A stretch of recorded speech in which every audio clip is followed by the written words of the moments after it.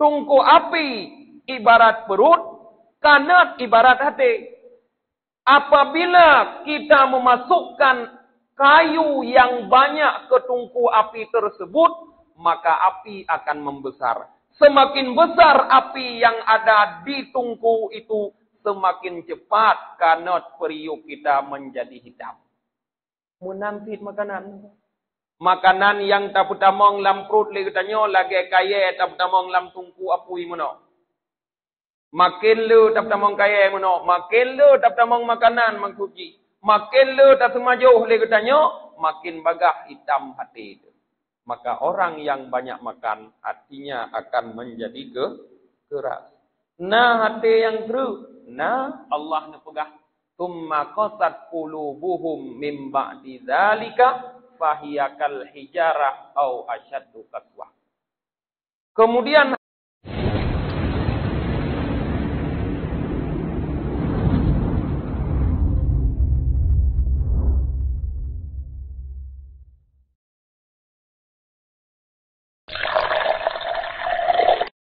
Assalamualaikum warahmatullahi wabarakatuh.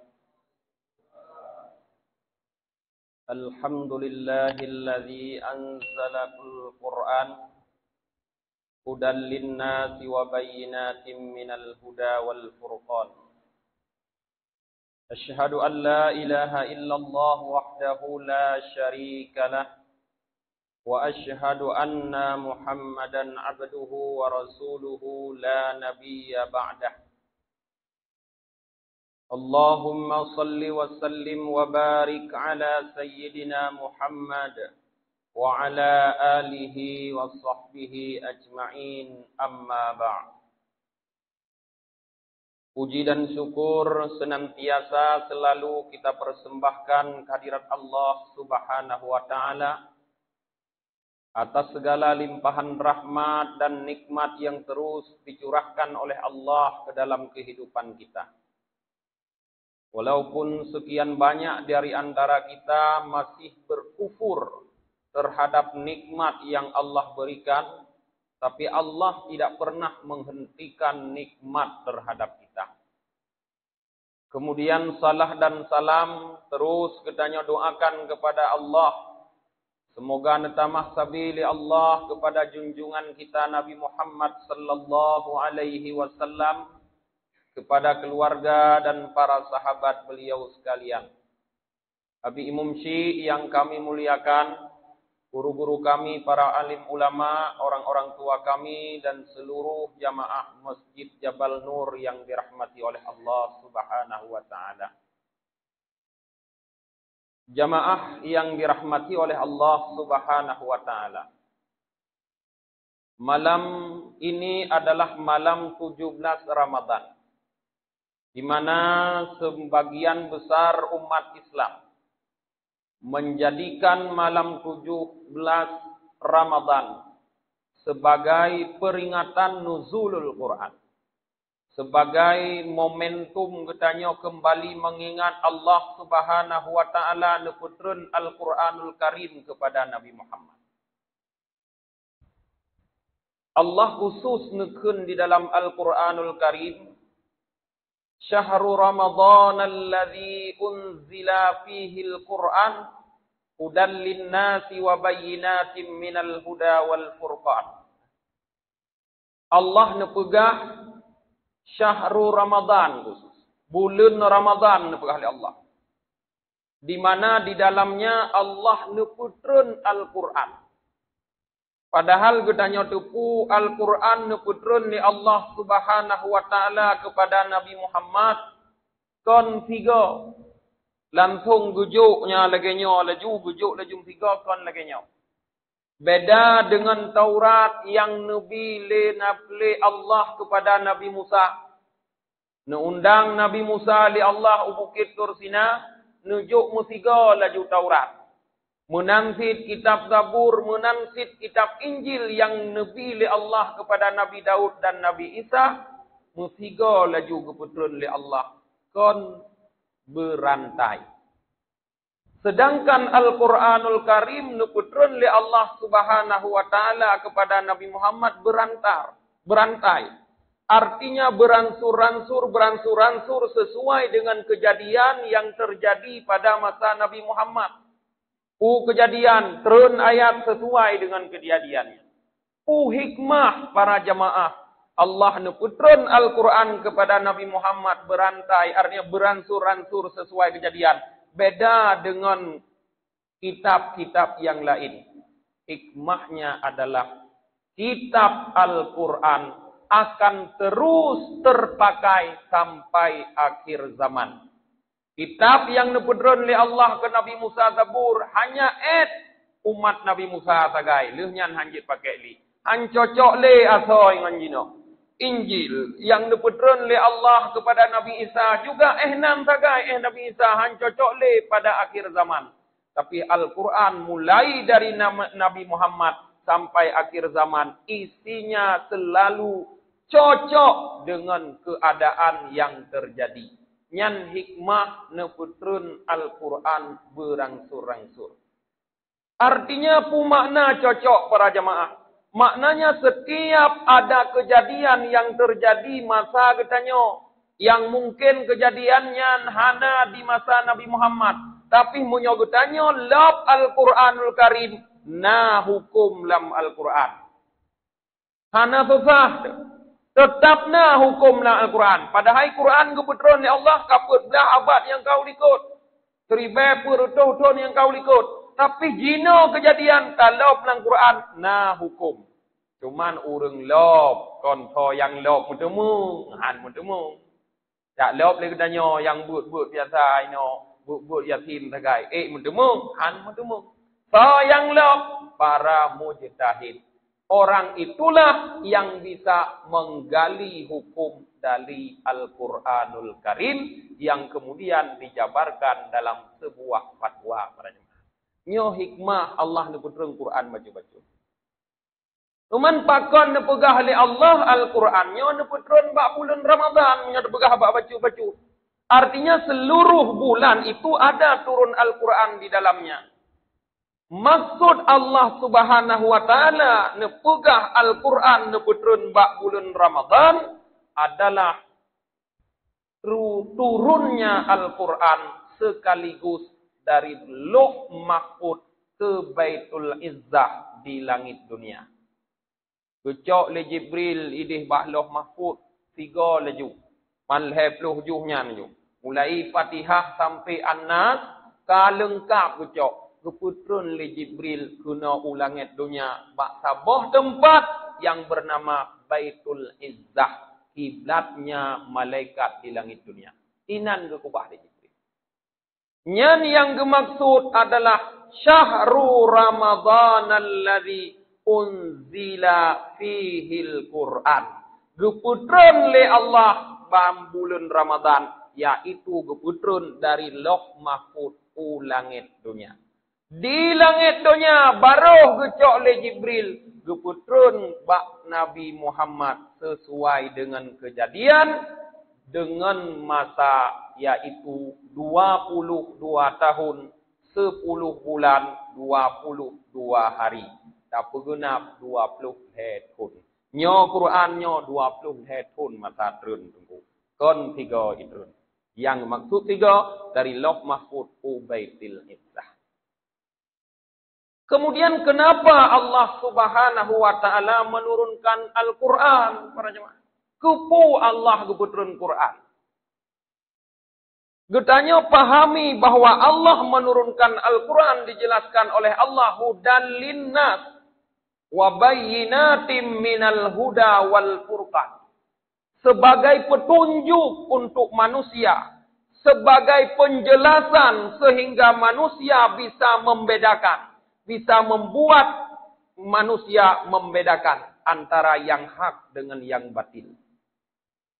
Dalam Al-Quranul Karim, bak surah Al-Baqarah ayat yang kedua, Allah nekun fungsi Quran neputrun li Allah.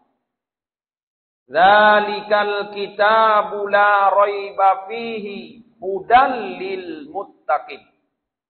Yang demikian itu adalah Alkitab yang tidak ada keraguan di dalamnya, hudal lil muttaqin, sebagai petunjuk bagi orang yang bertakwa. Maknanya puatra para jamaah menot apakah Quran hudal linnas, petunjuk bagi manusia.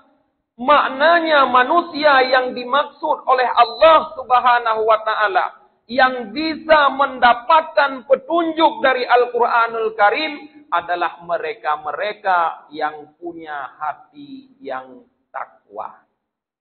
Yang hatinya takwa. Jadi Quran fungsinya memberi petunjuk kepada orang-orang yang hatinya bersih. Tidak kepada semua orang. Maka ada orang membaca Quran. Mulai dari banyak baca Quran sampai ke putih janggut. Kegoknya hana ubah ke biasa. Murno tajwid kadang tip malam. But hot. Tajwid murno atragop tetap bujau. Pakon. Hatinya bukan hati yang bertakwa. Kalau hati seseorang tidak bertakwa, maka Al-Quranul Karim tidak akan berfungsi kepadanya. Kalau kita ingin Al-Quranul Karim itu berfungsi di dalam kehidupan kita, menjadi hudan, menjadi petunjuk. Ho yang tajak katanya terarah, taturi toh yang hak, taturi toh yang batil dengan Quran. Ciptakan hati menjadi hati yang bertakwa. Di antara cara Allah nenek pugot hati katanya menjadi hati takwa kiban cara geyu puasa. Geyu puasa oleh Allah. Dengan tak puasa le katanya perut tu kosong. Perut kosong dengan tak puasa. Dikala perut kosong, hati menjadi bersih. Imam Al-Ghazali mengumpamakan perut dengan hati itu bagaikan tungku dan periuk. Tungku kan tungku jabut lagi kamu yang untuk kata sampung tu. Pijuk kat tungku ngan kanot ngah. Tungku api tempat dapudek apui. Dengan kanot yang nayu tu. Tungku api ibarat perut, kanot ibarat hati. Apabila kita memasukkan kayu yang banyak ke tungku api tersebut, maka api akan membesar. Semakin besar api yang ada di tungku itu, semakin cepat kanot periuk kita menjadi hitam. Munantit makanan. Makanan yang tak putamong lam perut le katanya lagi kaya tak putamong lam tungku api mana. Makin lu tak tamang kaya mono, makin lu tak tamang makanan mangkuci, makin lu tak semajuh le katanya, makin bagah hitam hati itu. Maka orang yang banyak makan hatinya akan menjadi keras. Nah hati yang keruh, nah Allah ne pegah. Tsumma qasat qulubuhum mim ba'di dzalika fahiyakal hijarah au asyaddu qaswah. Kemudian hati mereka menjadi keras setelah kejadian itu. Seperti batu, bahkan lebih keras dari batu lagi. Lagi batai hati katanya kepada Allah, bahkan keruh hati katanya dengan batai. Pemana keruh hati katanya dengan batai? Batai keruh menyo reti yang lembut waduh bacut-bacut, ruhung batainya. Tapi hati katanya menyo keruh. Rut nasihat habis tetap hidup. Maka ada orang yang punya hati tapi tidak bisa memahami. Allah mengatakan, lahum qulubul la yafqahuna biha. Mereka punya hati tapi mereka tidak bisa memahami dengan hatinya. Hatina tapi han mufhum lagi hati lemah. Nah ni hati lemah kau beraya hati menyatakan raya hati lemah hati tanya nah mufhum lemah hana mufhum. Iurung ja ulang ngon lumo he ku tupo tapi wi tabe pa aku pegah wi mendeh mendua aku pegah ngan kai tu ho wi tapi han mupop pokok han mupop ya karena tidak ada ketakwaan di dalam hati. Maka para jamaah kalau kita ingin Al-Qur'an yang selalu kita baca ini punya fungsi terhadap diri kita, mampu memberikan petunjuk, maka ciptakan hati menjadi hati yang bertakwa. Hati yang bersih dengan cara benar melakukan ibadah puasa. Kemudian para jamaah yang dirahmati oleh Allah Subhanahu wa taala. Al-Qur'an tadi menjadi fungsi. Kemudian kita sebagai umat Nabi Muhammad yang diberikan oleh Allah Al-Quran di dalam menerima Al-Quran itu terpecah menjadi 3 golongan, kata Allah. Thumma awrasnal kitabal ladina stafana min thumma awrasnal kitabal ladzi. Kemudian kami wariskan, kata Allah, kami berikan, maksudnya kitab kepada orang-orang yang kami pilih. Katanya umat Muhammad orang yang kepilih oleh Allah untuk gubi Quran. Tapi dikala Quran nyotroh pak katanya umat Muhammad, bagaimana sikap kita? Sepegah oleh Allah, faminhum zalimun li nafsih. Sebahagian daripada mereka menzalimi diri sendiri. Nah, orang yang watetroh Quran menzalimi diri sendiri. Artinya Quran tidak memperbaiki orang tersebut. Bagaimana pegah? Malah zalim kok nyantai terima Quran. Seorang yang dimaksud zalimul li nafsi, yaitu orang yang meninggalkan semua perbuatan wajib dan mengerjakan seluruh perbuatan haram. Terus Quran bagonyan kau hana terus. Tapi tetap legonyan hanggetem bubut wajib, tetap hanggetem tinggai but haram. Walaupun sampai dengar ayat Quran legonyan tetap but sembahyang contoh dabuh tetap hanggetem. Puasa tetap hanggetem. Cumucu tetap hangge kubah. Meen judi tetap hangge kubah. Meen syib tetap hangge kubah. Walaupun sampai dengar Al-Quran. Nyo adalah model pertama orang terima Quran. Zalimun li nafsi. Menzalimi diri sendiri. Model kedua orang terima Quran nepegah ahli Allah. Wa minhum muqtasid. Sebahagian dari mereka muqtasid, pertengahan. Iban pertengahan. Legopnyan getem pubut yang wajib. Getem tinggal yang haram. Tapi yang sunat be'a ke pubut. Yang makruh be'a ke kubah. Menyobat semayang wajib getem. Han ke kubah semayang wajib. Tapi semayang sunat be'a. Menyoyang haram han ke pubut. Han ke maen judi legopnya. Tapi yang makruh han ke kubah. Contoh. Lagi tanya hai ada kubah rukuk. Kau hai ada kubah rukuk. Hai tanya menurut tanya, kau menurut kau. Ikau kai pegah haram rukuk, menurut tanya makruh. Nyan yang makruh ha tak kubah tanya. Hai ada gede tanya kubah, han tak kubah rukuk. Nyan ku tanya ruh dalam golongan muqtasid, orang pertengahan. Artinya bercampur, ada ketaatan, juga ada keburukan. Wa minhum sabiqum bil khairat. Sebahagian dari urung-urung yang terima Quran, dari urung yang dipilih oleh Allah dari umat Muhammad, ada yang sabiqum bil khairat, berlomba-lomba melakukan kebaikan. Seorang yang berlomba-lomba melakukan kebaikan, yaitu orang-orang yang berusaha terus untuk melakukan kewajiban dan melakukan segala perbuatan sunat dan juga berusaha untuk menjauhi seluruh perbuatan haram dan seluruh perbuatan makruh. Jadi inilah yang disebut wal fadlul kabir, kelebihan karunia yang sangat besar yang Allah beri. Apabila kita termasuk dalam golongan yang kelak, yang sudah benar-benar ingin melakukan perintah Allah, tidak peduli lagi apa itu wajib, apa itu sunat. Hanale terpilih-pilih lagi tanya. Baik menyotunat Allah mutunat bi. Yang penting kan sembahyang isya, sembahyang tarawih pu mutunat. Nyona mentang pilih lagi nyan kelompok kedua mukasi.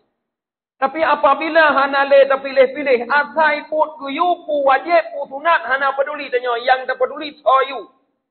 Yang you Allah. Asai kuyu tak pubut. Asai put gedam hanale peduli dia katanya pu haram pu makruh yang pokok ji gedam sotam Allah.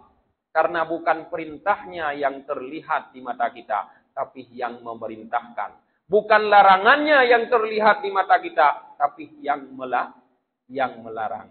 Di saat itu masuklah kita dalam sabiqum bil khairat, kelompok orang yang menerima Al-Quran, yang berlomba-lomba melakukan kebaikan, yaitu orang yang hatinya sudah bersih para jemaah. Para jamaah yang dirahmati oleh Allah Subhanahu wa taala. Berkaitan dengan hati.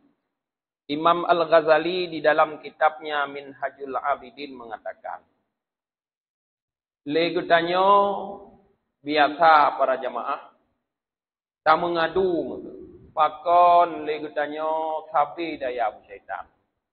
Saya semayang han kucuk tetegai pakon sapi dia mengadu. Tatanyong madengku hai tengku ku doa saya semayang nak kucuk. Ku pernah doa ile tengku. Nekun wate ke segolong na semayang segolong nebut jaron takbir nekun doa Rabbi a'udzu bika min hamazatis syayatin wa a'udzu bika Rabbi ayyahdurun. Tak pegah badengku. Tak hek baku nengku. Tapi hang kucuk pakon. Apa yang menyebabkan kita tetap diganggu oleh setan? Padahal kita sudah berzikir, padahal kita sudah membaca doa-doa yang padahal doa tersebut dibaca oleh orang lain manjur. Hijir Pak Tanyohan. Rahasianya kata Imam Al-Ghazali adalah hati. Kalau hati kita tidak bersih daripada sifat tercela, maka doa apapun yang kita baca tidak akan ditakuti oleh setan. Hanya setan. Setannya nepegah Imam Al-Ghazali ibarat asedu. Asedu menyoba jaro getanyo nasi nyandum ne paruh tetap iriwang. Ase tengah du. Bak jaro dron nasi na makanan. Ne paruh ada ne rom ngan bate sakit kiing iriwang dom sebab na makanan. Tapi menyoba jaro getanyo hanasi hana makanan ni. Tak pucuh mentok. Tak pura-pura cok ne mate jiplung hai riwang ni. Menangkeh ke ibarat li Imam Al-Ghazali. Artinya syaitan tersebut dia akan takut kepada kita walaupun hanya dengan sepatah doa kita baca apabila hati kita tidak menyimpan makanannya yaitu sifat tercela. Tapi apabila hati kita menyimpan makanannya maka ada mutabah Quran ta baca hanayoy setan igete baju tegai bandapiyuh riwang dong. Gebuh contoh oleh Imam Al-Ghazali. Perhatikanlah para jamaah salatmu. Cinenggalan semayang. Bukankah salat itu zikir? Munyo syaitan ia itu zikir seharusnya tidak semayang kau kusung. Tegah nama zikir. Gekun li Allah aqimis salata li zikri. Dirikanlah salat untuk zikir. Semayang zikir. Zikir yang paling utama sembahyangnya. Karena inan le katanya tak sujud kepada Allah. Tapi hanaya syaitan tengah tersujud hidayah. Tengah tersujud Allah holain dengan. Artinya highway syaitan. Pakon. Karena hati kita penuh dengan makanan syaitan. Maka bersihkan hati sebersih-bersihnya daripada sifat tercela. Hati yang bersih itu akan langsung diarahkan oleh Al-Quran. Mendapatkan petunjuk kepada siratal mustaqim. Jalan yang lurus menuju Allah Subhanahu wa ta'ala. Inilah fungsi Allah turunkan Al-Quran dan bagaimana sikap umat manusia di dalam menerima Al-Quranul Karim. Hadanallah wa yakum ajma'in. Assalamualaikum warahmatullahi wabarakatuh.